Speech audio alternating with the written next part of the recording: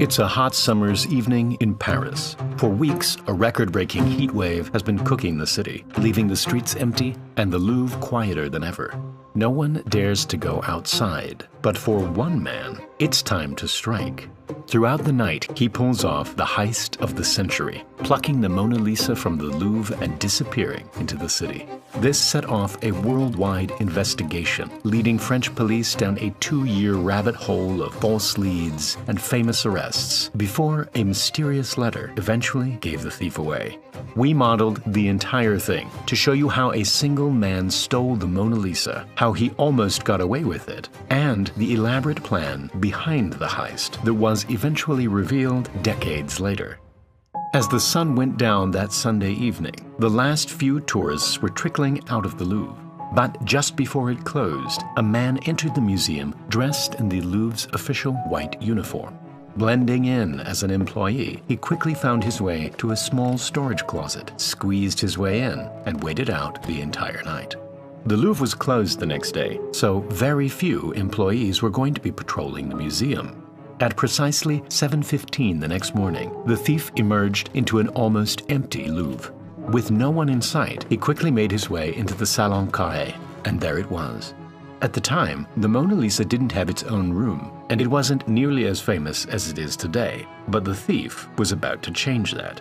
With no one in sight, he pulled the painting off its metal pins and carried it to a nearby stairwell. Using a screwdriver, he managed to remove the painting from its protective frame before covering it in a white sheet and heading straight for the nearest exit. But as he reached for the door, it was locked. At that exact moment, a plumber working for the Louvre appeared out of nowhere. He assumed that the man was a Louvre employee, and so he helped him open the door. And just like that, the thief disappeared into the city with the Mona Lisa under his arms. The whole heist was over in just a matter of minutes, but it would take another 28 hours before anyone realized the painting was really gone. That week, photographers had been going through the museum and taking the paintings to be officially photographed, so blank spaces on the wall were completely normal. But when the photographers showed up the next morning without the Mona Lisa, it became clear that something was extremely wrong. The Mona Lisa was officially missing. The police were called and a team of detectives descended on the museum. France closed its borders and stationed tanks around the Louvre. Just kidding, these tanks weren't used. But they can be used in War Thunder. War Thunder is a free-to-play epic military action game where you can fight in dynamic battles using land, sea, and air vehicles spanning an entire century. War Thunder recreates the scale and intensity of battles with a wide range of iconic tanks, aircraft, helicopters, and ships, as well as rare prototypes from the mid-20th century. The new Storm Warning update now supports ray tracing and brings in a bunch of new vehicles and maps. With War Thunder, you can choose your own tactics, breaking through the front lines in a tank, providing air support from a helicopter, dogfighting high above the battlefield. The graphics, physics, and sound all create an impressive visual experience and fully immerse players in the battle.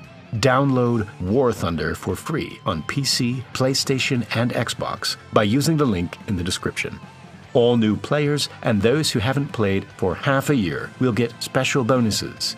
You can also play War Thunder mobile on your phone. Download it for free on iOS or Android using the link in the description. When the Louvre announced that one of its prized possessions had disappeared, it sent shockwaves all around the world. And the question was, where did it go? All the police had found was the wooden picture frame and a fingerprint left behind by the thief. To get the investigation going, local newspapers started offering a reward of $250,000 for any information that would lead them to the painting.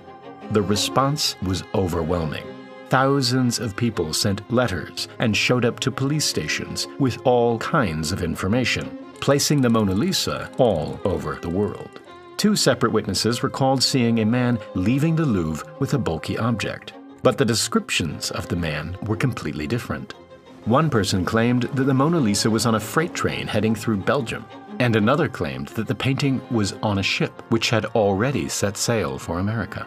But perhaps the most promising suspect was the famous artist, Pablo Picasso. A secretary who knew Picasso wrote to the police and admitted that he had stolen several Iberian statues from the Louvre.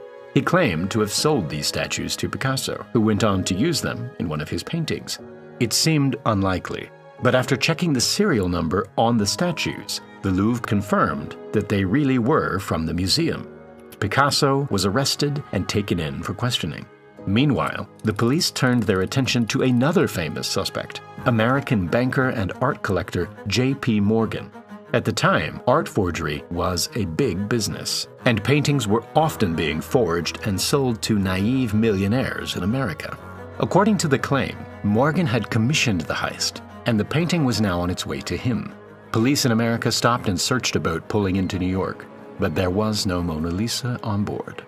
Theories kept coming in from all over the world, but after 2 years of searching, the location of the Mona Lisa was still a complete mystery. As it turned out, the Mona Lisa hadn't gone far at all, and it was sitting in an apartment just 2 miles from the Louvre. This was the apartment of Vincenzo Peruggia, a 29-year-old Italian who used to work at the Louvre as a handyman. He knew every weakness of the Louvre. He knew that it was closed on Mondays. He knew about the photographers, and it was him who had made the Mona Lisa's protective case, which he dismantled so easily during the heist. After leaving the Louvre, he hid the painting in a trunk with a false floor, which he had made himself. But how did he get away with it for so long? Amazingly, Peruggia already had a criminal record, and his fingerprints were already in the system. But only his right-hand fingerprints were in the system, and the one on the picture frame was a left-hand print, and so a match was never found. During the investigation, police had visited Peruggia's apartment twice, but never found anything. Little did they know that the Mona Lisa was hiding right under their noses. Peruggia had pulled off a stupidly simple heist, and it seemed like he would get away with it. But after 2 years holding the painting hostage, he started to get impatient. He wrote an anonymous letter to an art dealer in Florence, the city where Da Vinci painted the masterpiece. In the letter, he claimed to have the Mona Lisa in his possession and said he wanted to return it back to its home. He signed the letter with the name Leonardo and took the next train to Florence. The art dealer and his associate agreed to meet Peruggia in his hotel room to authenticate the painting. With the doors locked, Peruggia opened up the trunk, and to their surprise, it really was the Mona Lisa. In order to further authenticate the painting, the art dealers took it back to their studio, assuring Peruggia that he would be rewarded for bringing it back to Italy. But just an hour later, the police showed up at his door and arrested him. Peruggia ended up spending just 7 months in prison and died just 10 years later. Although the search for the Mona Lisa was over, the truth behind what really happened seemed to have gone to the grave. But in 1932, a story was published that revealed a much more elaborate plan behind the heist. Written by Carl Decker, he claimed to know the man who was really behind the heist, a man named Edoardo de Valfierno, an expert in art forgery. He had come up with a grand plan to sell not 1, but 6 perfect copies of the Mona Lisa to 6 unsuspecting millionaires lined up in America. He commissioned a talented French painter to make the copies and shipped them off to America and put them into storage. In order for them to believe they were really getting their hands on the Mona Lisa, the real one had to go missing, and so he contracted Peruggia to pull off the heist. When news spread that the Mona Lisa had gone missing, the paintings were sold to their buyers, and the 3 involved ran off with the equivalent of $90 million. And now, time for the Primal Space giveaway. The winner of the previous giveaway is Josh. Congrats! In the next video, we'll be giving away this $100 Amazon gift card. All you need to do is sign up at the link below, like the video, and leave a comment saying what you thought of the heist. Thank you very much for watching, and I'll see you in the next video.